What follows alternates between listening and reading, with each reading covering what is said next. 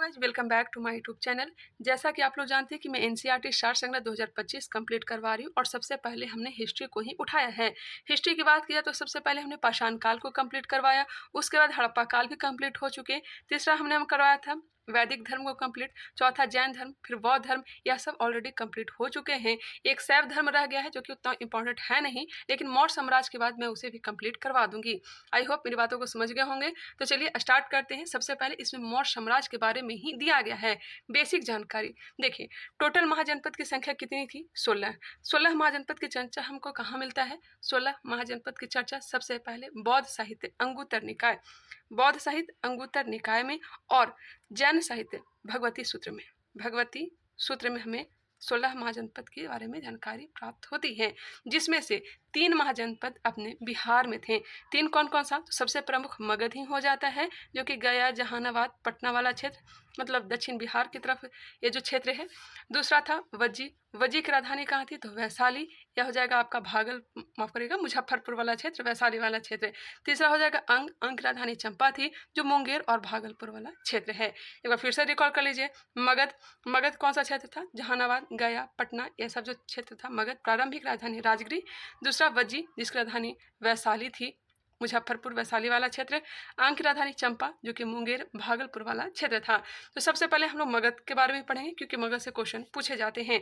देखिए, मगध पे टोटल 7 वंशों ने शासन किया था, जिसका ट्रिक क्या है जानते होंगे आप लोग। हसीन, मशूक, शाह। हसीन, मशूक, शाह।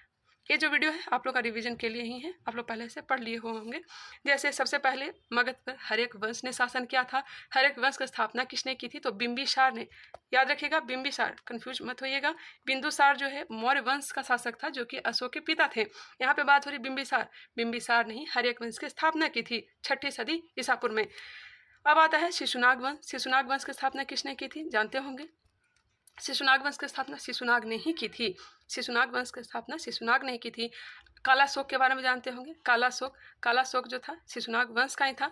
तीसरा कौन था? तो नंद वंश। नंद वंश की स्थापना किसने की थी? महापद्म नंद ने। और अंतिम शासक कौन था? घनानंद, जिसे घनानंद को हटा करके किसने? चंद्र मौर्य ने मौर्य वंश की स्थापना की थी। तो मौर्य वंश के संस्थापक कौन थे? चंद्रगुप्त मौर्य थे। मौर्य वंश के बाद आया था शुंग वंश। शुंग वंश, शुंग वंश की स्थापना किसने की थी? पुष्यमित्र शुंग ने। उसके बाद कण्व वंश आया था। कण्व वंश की स्थापना किसने की? वासुदेव ने। और सबसे अंतिम शातवाहन वंश आया, जिसकी स्थापना शिवमुख ने की थी। आई होप क्लियर हो गया होगा। एक बार फिर से सुन लीजिए। हरेक वंश की स्थापना बिंबिसार, शिशुनाग वंश की स्थापना शिशुनाग, नंद वंश की स्थापना महापद्मानंद, मौर्य वंश की स्थापना चंद्रगुप्त मौर्य, शुंग वंश की स्थापना किसने की थी? पुष्यमित्र शुंग, कण्व वंश की स्थापना वसुदेव, और सातवाहन वंश की स्थापना शिवमुख ने की थी। चलिए, प्रारंभिक राजधानी मौर्य वंश कहाँ थी बता सकते हैं? मौर्य वंश की मैं पूछ रही तो पाटलिपुत्र ही थी। अगर यहीं पे पूछा जाता कि मगध की प्रारंभिक राजधानी कहाँ थी, तो राजगृह थी, फिर पाटलिपुत्र बनी थी। चलिए, ये बेसिक जानकारी आप लोग याद रखिएगा। चलिए, फर्स्ट नंबर क्वेश्चन पे आ जाइए। बृहद स्तर पर केंद्रित प्रथम भारतीय साम्राज्य स्थापित किया गया था।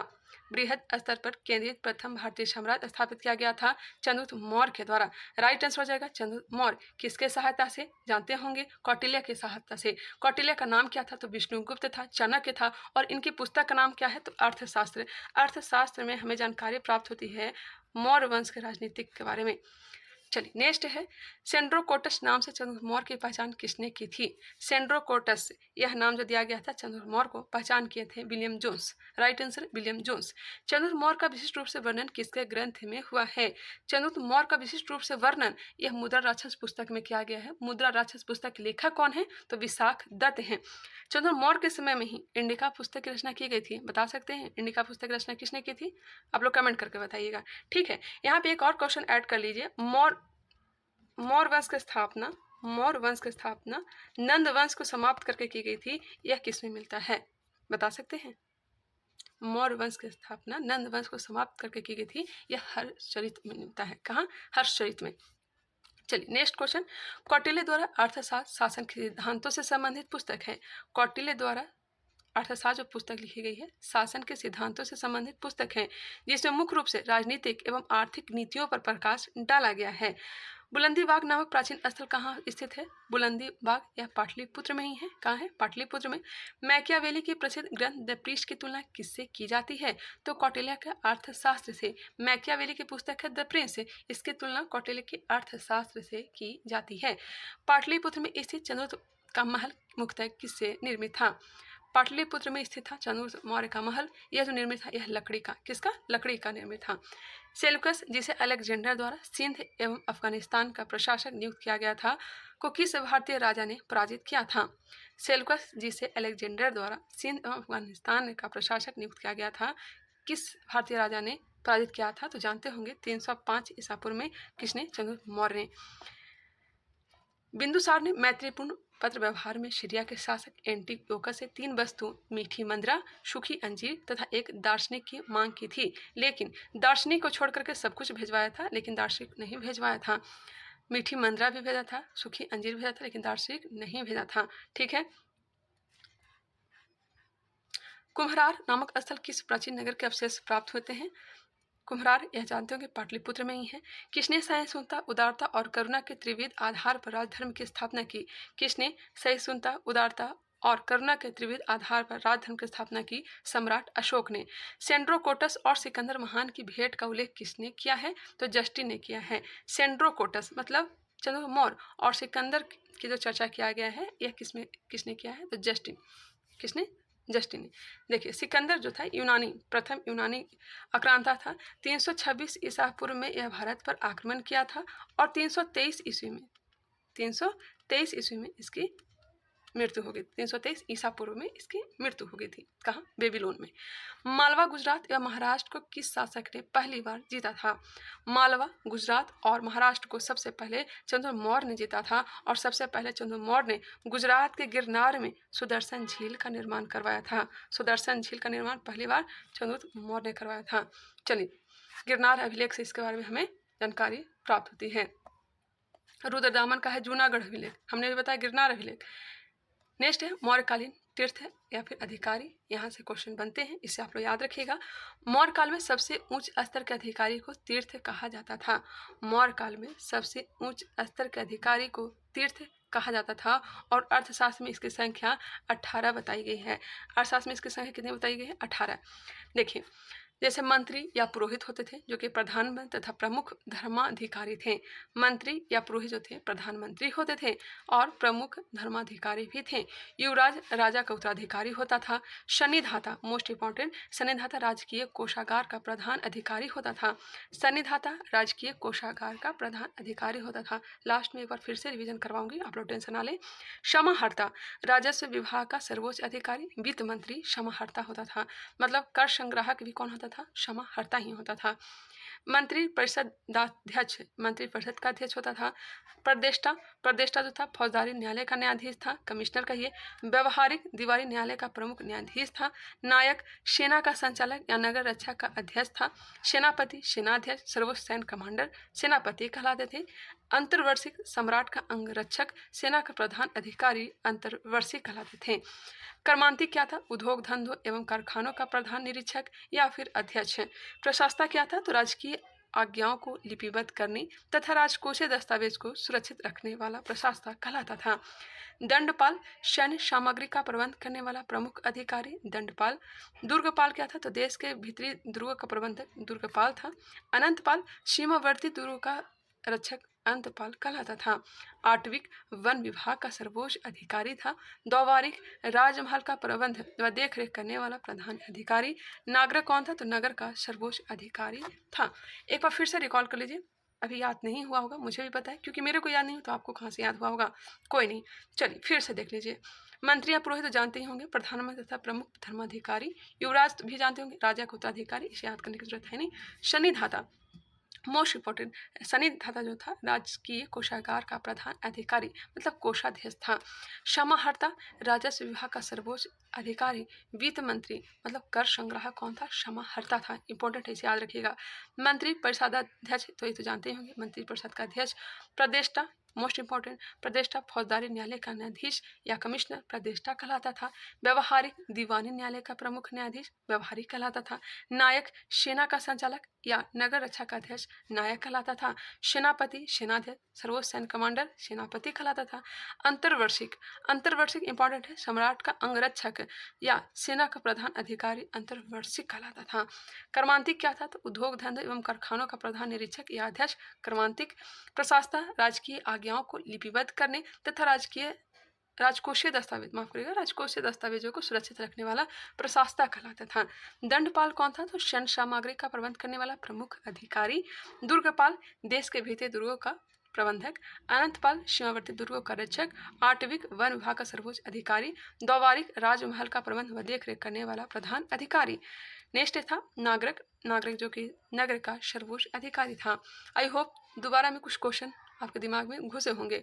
चलिए अब आगे बढ़ते हैं जी, क्वेश्चन पे आते हैं। मौर्यकालीन अधिकारी पौतवाध्यक्ष का मुख्य कार्य क्या था? पौतवाध्यक्ष इंपॉर्टेंट है, इसे आप लोग याद रखिएगा। पौतवाध्यक्ष जो था यह माप तौल का अधिकारी हुआ करता था।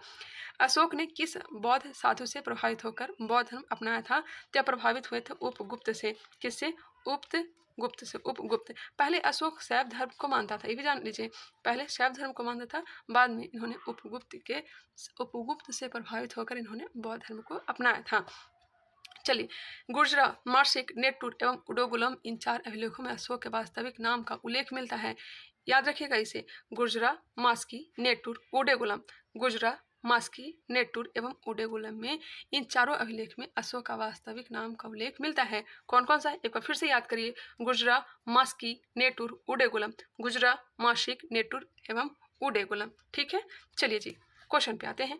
किस मौर्य शासक ने दक्कन की विजय शासक ने प्राप्त की थी? किस मौर्य शासक ने दक्कन की विजय शासक ने प्राप्त की थी? मतलब कहने का है कि दक्कन की विजय सबसे पहले किसने प्राप्त की थी? चंद्रगुप्त मौर्य ने। दक्कन की विजय सबसे पहले किसने प्राप्त की थी? चंद्रगुप्त मौर्य ने। यह किस अभिलेख से प्रमाणित होता है कि चंद्रगुप्त मौर्य का प्रभाव पश्चिम भारत में था? तो यह प्राप्त होता है रुद्रदामन का जूनागढ़ अभिलेख से। रुद्रदामन का जूनागढ़ अभिलेख से। रुद्रदामन वही है जो चेदी वंश शासक था, चेदी वंश का। ठीक है, चंद्रगुप्त मौर्य अपने जीवन के अंतिम दिनों में श्रवणबेलगोला चले गए थे। किसके साथ? मैं पिछले वाले वीडियो में बताई थी, बता सकते हैं किसके साथ? तो भद्रबाहु के साथ श्रवणबेलगोला चले गए थे और वहाँ सलेखना विधि से, मतलब उपवास एक तरह से विधि है, सलेखना विधि से इन्होंने अपना प्राण को त्याग दिए थे। ठीक है, मगध साम्राज्य में रज्जुक किसे कहा जाता था? रज्जुक, मौर्य शासन में भूमि मापक अधिकारी को रज्जुक कहा जाता था। मगध साम्राज्य में रज्जुक मौर्य शासन में भूमि मापक अधिकारी कहलाता था। ब्राह्मी लिपि की प्रथम पहचान किस पर उत्कीर्ण अक्षरों से की गई है? तो पत्थर की पट्टियों पर। जो भी अभिलेख, मैंने कई बार बताया कि जो भी अभिलेख भारत में प्राप्त हुए वह ब्राह्मी लिपि में ही लिखे गए थे, ब्राह्मी लिपि में। वही पाकिस्तान से जो प्राप्त हुए हैं ना अभिलेख, वह खरोष्ठी लिपि में लिखे गए थे, जो कि दाईं ओर से बाईं ओर लिखी जाती थी। सम्राट अशोक का शिलालेख शाहबाजगढ़ी से प्राप्त हुआ है। यह स्थान कहाँ स्थित है? सम्राट अशोक का शिलालेख शाहबाजगढ़ी। शाहबाजगढ़ी कहाँ? तो पेशावर में, जो कि कहाँ है? पाकिस्तान में। अशोक के शिलालेख में प्रयुक्त भाषा कौन थी? तो प्राकृत भाषा का यूज किया गया था। प्राकृत भाषा का, याद रखिएगा, शिलालेखों में प्रयुक्त भाषा कौन सी थी? प्राकृत थी। अशोक के अभिलेखों के खोजकर्ता, चलिए इसे भी याद कर लेते हैं। आई थिंक यहाँ से भी क्वेश्चन कभी कभी पूछा जाता है। चलिए, अशोक के शिलालेख और खोजकर्ता और वर्ष को याद करेंगे। धौली अभिलेख, धौली अभिलेख के खोजकर्ता कौन है? धौली अभिलेख के खोजकर्ता किट्टो है। कौन है? किट्टो। कब खोज किया गया था? 1837 में। भाब्रू शिलालेख, कैप्टन वट, कैप्टन वट इसके खोज करता है। मोस्ट इंपॉर्टेंट है भाब्रू शिलालेख, कैप्टन वट इसके खोज करता है। 1837 ईस्वी में खोज की गई थी। बराबर, ये तो जानते होंगे जहानाबाद अपना वाला क्षेत्र है, बराबर पर नागार्जुन गुफा यह खोज किया गया था हैरिंगटन के द्वारा। किसके? हैरिंगटन के द्वारा। 1785 अशोक ने निर्माण करा था, आजीविकों को दान में दे दिया था। 4 गुफा हैं। दिल्ली टोपरा, दिल्ली टोपरा के खोजकर्ता कौन है? कैप्टन पोलियर है। कैप्टन पोलियर। खोज कब हुआ था? 1785 में। दिल्ली मेरठ स्तंभ लेख, इसके खोजकर्ता पैड्रे टी पैंथलियर, 1750 में खोज किया गया था। पिछले वर्ष जो 2024 में हमने करवाया था उसमें यह क्वेश्चन नहीं था। मानसेहरा की खोज कैप्टन ले 1889 में। कालसी शिलालेख जॉन फॉरेस्ट 1860। रुमनदेई जो कि लुम्बिनी में है, फियरर ने इसकी खोज की थी 1896 ईस्वी में। जौगढ़ अभिलेख सर वाल्टर इलियट के द्वारा 1850। गिरनार शिलालेख की खोज लेफ्टिनेंट कर्नल टाड 1822। शाहबाजगढ़ी एक फ्रांसीसी अधिकारी ने खोज की थी 1836 में। इलाहाबाद स्तंभ लेख टी.एस. वट 1834। मास्की अभिलेख की खोज बीडन ने की थी 1915। निगाली सागर फिहरर ने खोज की थी 1895। रामपुरवा अपना बिहार में है, खोज किया गया था कार्लाइल के द्वारा 1872 में। सारनाथ स्तंभ ऑरेल अस्टाइन के द्वारा 1905 में। मेरे ख्याल से याद तो हुआ होगा नहीं, मैं आप लोग से रिक्वेस्ट कर रही हूँ कि इसे आप लोग स्क्रीन शॉट ले करके अपने नोटबुक में नोट डाउन कर लें। चलिए दोबारा रिपीट करवाऊंगी, वीडियो लंबा बनेगा, फिर आप लोग ही बोर होइएगा, इसे फिर आप लोग स्क्रीन शॉट ले लें, ठीक है। बाकी आपकी इच्छा है। नेक्स्ट क्वेश्चन पे आ जाइए आप लोग। अशोक ने बौद्ध होने के बाद भी हिंदू धर्म में आस्था नहीं छोड़ा, इसका प्रमाण किससे मिलता है? तो इनका जो नाम था देव नाम प्रियदर्शी, देव नाम प्रियदर्शी मतलब देवों का प्यारा इन्हें कहा जाता था। नेक्स्ट, प्राक अशोक ब्राह्मी लिपि का पता किस स्थान से चला है? प्राक अशोक ब्राह्मी लिपि का पता श्रीलंका स्थित अनुराधापुर से। याद रखिएगा अनुराधापुर कहाँ है? तो श्रीलंका में है, तो यहीं से प्राक अशोक ब्राह्मी लिपि का पता चला है। सारनाथ स्तंभ का निर्माण किसने करवाया था? तो अशोक ने। सारनाथ स्तंभ का निर्माण अशोक ने करवाया था। भारतीय उपमहाद्वीप का प्रथम शासक कौन सा था जिसने अभिलेखों के माध्यम से शासनादेश जारी किए? तो यह अशोक। भारतीय उपमहाद्वीप का प्रथम शासक कौन था जिसने अभिलेख के माध्यम से शासनादेश जारी किए? देखिए इसे जो प्राप्त हुआ था डेरियस से, डेरियस प्रथम अभिलेख बनाना स्टार्ट किया था, उसी से यह प्रभावित होकर के भारत में अभिलेख बनाना प्रारंभ किए। तो याद रखिएगा सबसे पहले भारत में अशोक ने ही अभिलेख के माध्यम से शासनादेश जारी करना प्रारंभ किए। वह कौन सा स्तंभ है जिसने अशोक ने स्वयं को मगध का सम्राट बताया? तो यह भाबरू स्तंभ लेख है जो कि कहाँ है? राजस्थान में। अशोक ने स्वयं को मगध का सम्राट किसमें बताया? भाबरू स्तंभ। और यह क्वेश्चन कई बार पूछा जा चुका है, आप लोग याद रखिएगा। चलिए, ब्राह्मी लिपि में लिखे अशोक के शिलालेखों को सर्वप्रथम जेम्स प्रिंसप ने कब पढ़ा था? 1837 में। क्वेश्चन याद करते चलिएगा जो मैं बता रही हूँ। ब्राह्मी लिपि में लिखे अशोक के शिलालेखों को सर्वप्रथम जेम्स प्रिंसप ने 1837 ईस्वी में सफलता प्राप्त की थी। ठीक है जी। नेक्स्ट क्वेश्चन पे आ जाइए। अशोक के किस अभिलेख में धम्म महामात्रों की नियुक्ति की सूचना मिलती है? धम्म महामात्रों की नियुक्ति की चर्चा 5वें बृहद शिलालेख से मिलती है। गुजरात लघु शिलालेख कहाँ स्थित है? मध्य प्रदेश के दतिया जिले में है गुजरात लघु शिलालेख। मौर्य काल में भूमि कर जो कि राज्य की आय का मुख्य स्रोत था किस अधिकारी द्वारा एकत्रित किया जाता था? पहले ही बता दिए, सीताध्यक्ष के द्वारा। आय का मुख्य स्रोत जो कि भूमि कर था किसके द्वारा एकत्रित किया जाता था? सीताध्यक्ष द्वारा। मध्य प्रदेश स्थित सांची के स्तूप का निर्माण किस मौर्य शासक ने करवाया? तो अशोक ने करवाया। मौर्य राजवंश के शासकों के सुदूर देशों जैसे सीरिया एवं मिस्र के साथ राजकीय संबंध थे। याद रखिएगा, मौर्य राजवंश के शासकों के सुदूर देशों जैसे सीरिया एवं मिस्र के राजकीय संबंध थे। सीरिया और मिस्र के साथ राजकीय संबंध है मौर्य राजवंश का। उत्तराखंड में सम्राट अशोक के शिलालेखों की एक प्रति किस स्थान से प्राप्त हुई है? तो कालसी थी। और यह कालसी जो है क्वेश्चन पूछा जा चुका है, इसे आप लोग याद रखिएगा। उत्तराखंड में सम्राट अशोक के शिलालेखों की एक प्रति किस स्थान से प्राप्त हुई है? तो कालसी से। क्वेश्चन ये भी पूछा कि कालसी जो अभिलेख है अशोक का कालसी अभिलेख कहाँ से प्राप्त हुआ है? उत्तराखंड से। कहाँ से? उत्तराखंड से। प्रसिद्ध यूनानी राजदूत मेगास्थनीज भारत में किसके दरबार में आया था? तो चंद्रगुप्त मौर्य के दरबार में आया था। और मेगास्थनीज की पुस्तक है, आई होप आप लोग कमेंट कर बता दिए होंगे। मेगास्थनीज की पुस्तक का नाम है क्या? इंडिका। मोस्ट इंपॉर्टेंट है इंडिका। ये किसके दरबार में आया था? मेगास्थनीज चंद्रगुप्त मौर्य के दरबार में आया था। देख लीजिए, अधिकारियों और विभाग दिया गया जैसे कि सीताध्यक्ष, कृषि विभाग का अध्यक्ष सीताध्यक्ष कहलाता था। खानों का अध्यक्ष, जो खान होते थे जहाँ से बहुमूल्य खनिज निकाले जाते थे, उसके अध्यक्ष अक्राध्यक्ष कहलाते थे। मुद्रा विभाग का अध्यक्ष लक्षणाध्यक्ष हो गया। व्यापारिक कर का प्रधान शुल्काध्यक्ष। पासपोर्ट विभाग का अध्यक्ष मुद्राध्यक्ष। और व्यापारिक मार्गों का अध्यक्ष संस्था अध्यक्ष कहलाया। एक बार फिर से रिकॉल कर लीजिए इसे क्योंकि यह इंपॉर्टेंट है। देखिए, कृषि विभाग का अध्यक्ष सीताध्यक्ष, खानों का अध्यक्ष अक्राध्यक्ष, मुद्रा विभाग का प्रधान लक्षणाध्यक्ष, व्यापारिक कर का प्रधान शुल्काध्यक्ष, पासपोर्ट विभाग का अध्यक्ष मुद्राध्यक्ष और व्यापारिक मार्गों का अध्ययन संस्था अध्यक्ष। आई होप क्लियर हो गया होगा, चाहे तो स्क्रीनशॉट ले सकते हैं। चलिए जी आगे बढ़ते हैं, जहाँ पे मुझे इंपॉर्टेंट लगेगा मैं आप लोगों को बताते चलूँगी। मौर्य काल में व्यापारियों के संगठन को शंभुत समुत्थान क्या कहा जाता था? शंभुत समुत्थान। मौर्य काल में व्यापारियों के संगठन को शंभुद समुत्थान कहा जाता था और व्यावहारिक तथा व्यापारियों के नेता को क्या कहा जाता था? सार्थवाह कहा जाता था। एक बार फिर से सुनिएगा, मौर्य काल में व्यापारियों के संगठन को शंभुद समुत्थान और व्यावहारिक कहा जाता था, वह व्यापारियों के नेता को सार्थवाह कहा जाता था। क्लियर? चलिए, गुप्तचर व्यवस्था का प्रथम विस्तृत वर्णन किस ग्रंथ में किया गया है? अर्थशास्त्र में, जो कि कौटिल्य का है। मौर्य काल की किस पुस्तक में जहाज निर्माण व नाविक गतिविधियों का वर्णन है? तो इंडिका में है, जो कि मेगास्थनीज की पुस्तक है। चंद्रगुप्त मौर्य अपने अंतिम समय किस धर्म का अनुयायी हो गया था? तो जैन धर्म। अभी हमने बताया भी, भद्रबाहु के साथ दक्षिण भारत में श्रवणबेलगोला में चले गए थे और वहां लेखना विधि से अपना प्राण त्याग दिए थे। बाहुबली की मूर्ति श्रवणबेलगोला में ही है। कौन सा स्थान मौर्य काल में शिक्षा का सर्वाधिक प्रसिद्ध केंद्र था?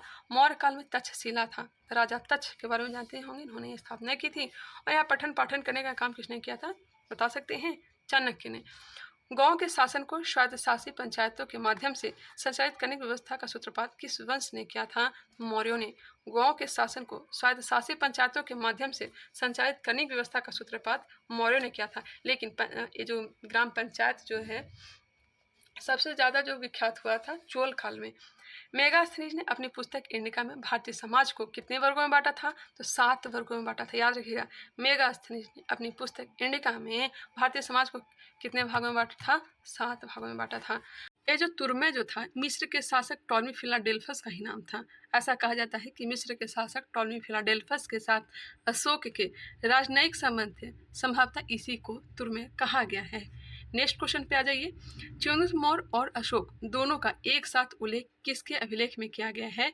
चंद्रगुप्त मौर्य और अशोक दोनों का उल्लेख जो किया गया है, महाक्षत्रप रुद्रदामन का जूनागढ़ अभिलेख में।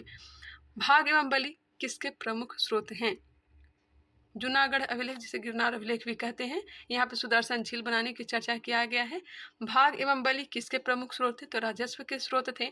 गिरनार क्षेत्र में एक झील का निर्माण किस शासक ने करवाया था? चंद्रगुप्त मौर्य ने। गिरनार क्षेत्र में एक झील का निर्माण सबसे पहले चंद्रगुप्त मौर्य ने करवाया था, जिस झील का नाम है सुदर्शन झील। अशोक तथा प्रयाग के स्तंभों में अशोक की रानी कौरवाकी द्वारा दान किए जाने का उल्लेख मिलता है। इसे रानी का अभिलेख भी कहा जाता है।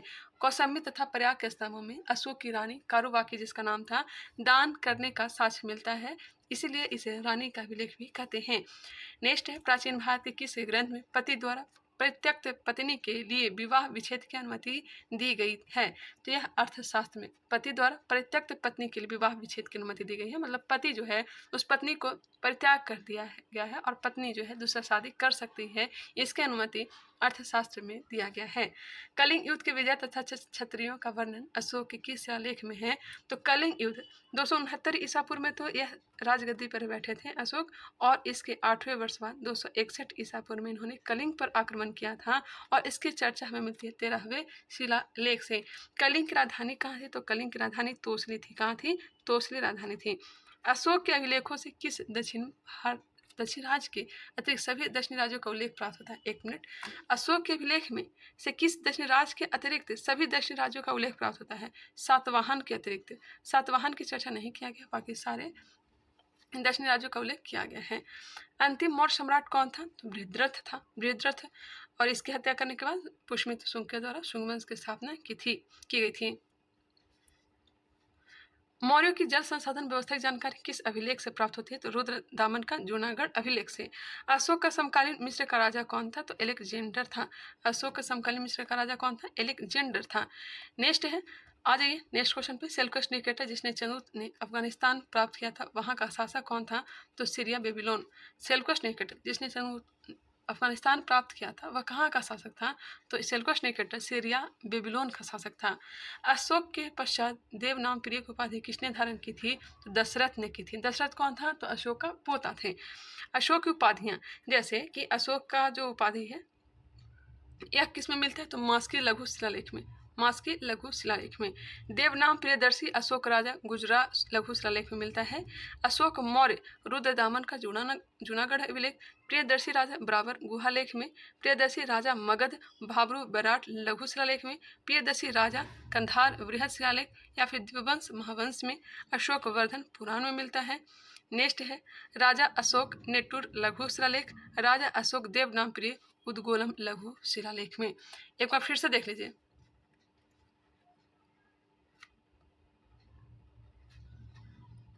अशोक जो है मास्की लघु शिलालेख नाम मिलता है। देवनामप्रिय अशोक राजा गुर्जर लघु शिलालेख। अशोक मौर्य रुद्रदामन का जूनागढ़ विलेख। बराबर गुहालेख से प्रियदर्शी राजा मिलता है। भैब्रू वैराट शिलालेख में प्रियदर्शी राजा मगध। कंधार विहार शिलालेख दीपवंश महावंश में प्रियदर्शी राजा मिलता है। पुराण में अशोक वर्धन कहा गया है। नेटुर लघु शिलालेख में राजा अशोक कहा गया है। उदय गोलम लघु शिलालेख में राजा अशोक देवनाम प्रिय कहा गया है। इसे याद रखिएगा। चलिए, इंपॉर्टेंट ये है, अशोक ने अपने पिता बिंदुसार के शासनकाल में किस क्षेत्र में विद्रोह का दमन किया? तो तक्षशिला। अशोक ने अपने पिता बिंदुसार के शासनकाल में किस क्षेत्र में विद्रोह का दमन किया? तक्षशिला का। जानते ही होंगे। अपने ऊपर आश्रित बच्चों एवं पत्नी की समुचित व्यवस्था किए बिना भिक्षु बनने वालों के लिए किसने दंड का प्रावधान किया था? अपने ऊपर आश्रित बच्चों एवं पत्नी की समुचित व्यवस्था किए बिना भिक्षु बनने वालों के लिए किसने दंड का प्रावधान किया था? तो कौटिल्य। इंपॉर्टेंट है, याद रखिएगा इसे, कौटिल्य। खरोष्ठी लिपि की उत्पत्ति किससे हुई है? तो यह अरमाइक लिपि से हुई है। कौटिल्य किसके प्रधानमंत्री थे? चंद्र मौर्य के थे। मौर्यों के पश्चात भारत की उत्तर पश्चिम सीमा पर किसका अधिकार हुआ? बैक्ट्रियन शासकों का। मौर्य शासन व्यवस्था में रूपदर्शक नामक अधिकारी का कार्य क्या था? रूपदर्शक सिक्कों का परीक्षण करना। वह मौर्य राजा जो अमित्रघात के नाम से जाना जाता था बिंदुसार हो जाएगा। बिंदुसार को अमित्र घात कहा जाता था। मौर्य काल की मुद्रा। इस काल में चांदी व तांबे के सिक्कों का उल्लेख मिलता है। चांदी के सिक्कों को 4 प्रकार जैसे पन, अर्धपन, पाद और अष्टभाग था। चांदी के 4 प्रकार के सिक्के थे। एक था पन, दूसरा था अर्धपन, तीसरा था पाद और चौथा था अष्टभाग। तांबे के सिक्के के 4 प्रकार है। कौन कौन सा? तो माशक, अर्धमाशक, काकनी और अर्धकाकनी। इसे आप लोग याद रखिएगा। तांबे के 4 सिक्का, माशक, अर्धमाशक, काकनी और अर्धकाकनी। यह पिछले वाले वीडियो में नहीं था। चलिए, अशोक ने अपने राज्याभिषेक के 8वें वर्ष यानी कि 261 ईसा पूर्व में कलिंग पर आक्रमण किया था और उस पर विजय प्राप्त की थी और उसके बाद ही बौद्ध धर्म को अपना लिया था। नंबर क्वेश्चन ए रहा, प्रथम मगध साम्राज्य का उत्कर्ष किस शताब्दी में हुआ था? मगध साम्राज्य का उत्कर्ष जो हुआ था ईसा पूर्व 6ठी शताब्दी में।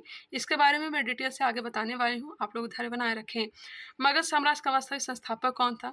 मगध साम्राज्य का वास्तविक संस्थापक बिंबिसार था, जो कि इसने हर्यक वंश की स्थापना की थी। 544 से 549 ईसा पूर्व इसका कार्यकाल रहा था। गोदावरी नदी के तट पर स्थित महाजनपद का क्या नाम था? तो अस्मक था, जिसकी राजधानी पोतन थी। दक्षिण भारत में स्थित एकमात्र महाजनपद था। महाजनपद बार बार आ रहा है, तो ये समझ लीजिए टोटल महाजनपद की जो संख्या थी 16 थी। इसकी चर्चा बौद्ध साहित्य अंगुत्तर निकाय और जैन साहित्य भगवती सूत्र में मिलता है। चलिए, नंद वंश के पश्चात मगध पर किस राजवंश ने शासन किया था? नंद वंश के पश्चात मौर्य वंश ने। ट्रिक याद होगा, हसीन मशुक शाह, हसीन मशुक शाह। हर्यक वंश, शिशुनाग वंश, नंद वंश, मौर्य वंश, शुंग वंश, कण्व वंश और सातवाहन वंश।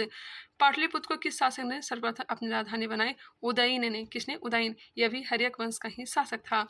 उदयन वासवदत्ता की कहानी किस स्थान विशेष से संबंधित है? उज्जैन से संबंधित है। सिकंदर के आक्रमण के समय उत्तर भारत में नंद वंशीय शासक घनानंद का शासन था।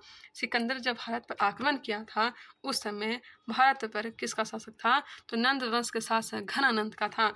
गौतम बुद्ध के समय का प्रसिद्ध वैद्य जीवक को किसने अपने दरबार में स्थान प्रदान किया था? तो यह हो जाएगा बिंबिसार। बिंबिसार का यह वैद्य था जीवक। प्राचीन स्थान श्रावस्ती का नगर विन्यास किस आकृति का है? प्राचीन भारत श्रावस्ती का नगर विन्यास किस आकृति का है? तो अर्धचंद्राकार है। मगध के किस शासक ने राज्यारोहण के लिए अपने पिता की हत्या की एवं स्वयं भी अपने पुत्र द्वारा मारा गया? आंसर हो जाएगा अजात शत्रु। प्रतिहंता वंश हर्यक वंश को इसीलिए कहा जाता है। सिकंदर एवं पोरस की सेनाओं के मध्य किस नदी के तट पर युद्ध हुआ था? सिकंदर एवं पोरस के बीच झेलम नदी के तट पर युद्ध हुआ था। किस शासक को परशुराम का दूसरा अवतार कहा जाता है? परशुराम जी का दूसरा अवतार महापद्मा नंद को कहा जाता है, जिन्होंने नंद वंश की स्थापना की थी। हर्यक वंश का अंतिम शासक कौन था? तो नाग दशक था। याद रखिएगा, हर्यक वंश का अंतिम शासक कौन था? नाग दशक, जिसकी हत्या शिशुनाग ने कर दी थी और शिशुनाग ने शिशुनाग वंश की स्थापना कर दी थी। कालाशोक जो कि हर्यक वंश का ही शासक था। अजात शत्रु हर्यक वंश का था और कालाशोक कालाशोक जो था यह शिशुनाग वंश का शासक था, जिसके समय द्वितीय बौद्ध संहिता का आयोजन किया गया था। 16 महाजनपद एवं उसकी राजधानी, यहाँ से क्वेश्चन बनते हैं, इसलिए आप लोग ध्यान रखिएगा। मैं तो रिकॉल करवाऊंगी ही। अंग की राजधानी कहाँ थी? तो चंपा थी। अंग की राजधानी चंपा प्राचीन नाम इसका मालनी है। यह मुंगेर भागलपुर का क्षेत्र था। मगध मगध की राजधानी ग्रीवज या राजगीर थी। प्रारंभिक राजधानी मल की राजधानी कुशीनगर या पावापुरी देवरिया गोरखपुर। काशी की राजधानी वाराणसी थी। कौशल की राजधानी श्रावस्ती अयोध्या फैजाबाद वाला क्षेत्र है। पांचाल की राजधानी पांचाल में दो थे, उत्तरी पांचाल का अहिछन और दक्षिणी पांचाल का काम्पिल्य। कुरु की राजधानी कहाँ थी तो इंद्रप्रस्थ। दक्षिण पूर्व हरियाणा का क्षेत्र आ जाता है और मेरठ का क्षेत्र आ जाता है। वज्जी वज्जी की राजधानी विदेह और मिथिला थी। मत्स्य की राजधानी विराटनगर, यह कहाँ था तो जयपुर में। वत्स्य वत्स्य का हो जाएगा कौसम्बी। वत्स्य का कौसम्बी क्षेत्र हो जाता है इलाहाबाद बांदा वाला क्षेत्र। सूरसेन का मथुरा, सूरसेन की राजधानी कहाँ थी मथुरा। चेंदी का सुक्तिमती। अस्मा का पोतन या पोटली। अवंती में भी दो थे, उत्तरी अवंती उज्जैनी और दक्षिण अवंती महिष्मती। गांधार की राजधानी तक्षशिला। कंबोज की राजधानी हाटक जो कि राजपूत कश्मीर में था। एक बार फिर से रिकॉल करवाते हैं क्योंकि यहाँ से क्वेश्चन बनता है। अंग की राजधानी चंपा, मगध की राजधानी गिरिव्रज, मल की राजधानी कुशीनगर, काशी की राजधानी वाराणसी, कौशल की राजधानी श्रावस्ती, पांचाल की राजधानी उत्तरी पंचाल, कुरु की राजधानी इंद्रप्रस्थ, वज्जी की राजधानी विदेह, मत्स्य की राजधानी विराटनगर और वत्स की राजधानी कौशंबी, सूरसेन का मथुरा, चेंदी का शक्तिमती, असमा की राजधानी पोतन या पोटली, अवंती की राजधानी उत्तरी अवंती उज्जैनी और दक्षिण अवंती महिष्मती, गांधार की राजधानी तक्षशिला जो कि पाकिस्तान में है, कंबोज की राजधानी हाटक जो कि राजपुर कश्मीर में है। क्लियर। वज्जी तथा मल महाजनपद में गणतांत्रिक व्यवस्था थी वज्जी तथा मल। देखिए तीन महाजनपद तो अपना बिहार में ही थे, मगध थे, वज्जी थे और बताइएगा अंग थे। आगे बताऊंगी मैं। उज्जैन का प्राचीनतम नाम क्या था। उज्जैन का प्राचीनतम नाम अवंतिका। सिकंदर की मृत्यु कहाँ हुई थी तो बेबीलोन में। कब 323 ईसा पूर्व में। आगमन किया था 326 ईसा पूर्व में। ग्रीक लेखकों ने किस शासक का उल्लेख अग्रमीज एवं जंद्रोमीज नाम से किया है तो घनानंद। ग्रीक लेखकों ने किस शासक का उल्लेख अग्रमीज एवं जंद्रमीज नाम से किया है घनानंद। युद्ध में रथ मूसल और महाशिला कंटक नामक हथियार का प्रयोग किसने किया था अजात शत्रु ने। अब आगे क्या दिया गया सिकंदर के समकालीन यूनानी लेखकों का विवरण दिया गया है। अरिस्टोबुलस की प्रमुख रचनाएं जो है युद्ध का इतिहास। प्रमुख साक्ष्य क्या है तो एरियन व प्लूटार्क ने अपनी रचना को आधार बनाया था। ओनोसेक्रिटस या सिकंदर की जीवनी लिखा था। निर्याकस स्ट्रेबो व एरियन विवरण लिखा था। निर्याकस वही था जो कि सिकंदर का यह जल सेनापति था और ओनोसिक्रेटस कौन था तो जहाज बेड़ा का चालक था सिकंदर का। देखिए अरिस्टोबुलस युद्ध का इतिहास लिखा था, ओनोसिक्रेटस सिकंदर की जीवनी लिखा था और निर्याकस स्ट्रेबो व एरियन की विवरण लिखा था। चलिए बौद्ध ग्रंथ अंगुत्तर निकाय एवं जैन ग्रंथ भगवती सूत्र में 16 महाजनपदों का उल्लेख मिलता है। आगे हम लोग देखने वाले हैं मौर्य साम्राज्य। तो चलिए मौर्य साम्राज्य को भी कंप्लीट करते हैं।